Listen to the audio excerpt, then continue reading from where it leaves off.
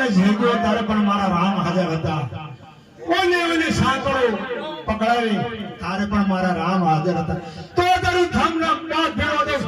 હે મારા રામ ક્યાં છો? અરે ભક્તરાજ મુજે અરે ભગત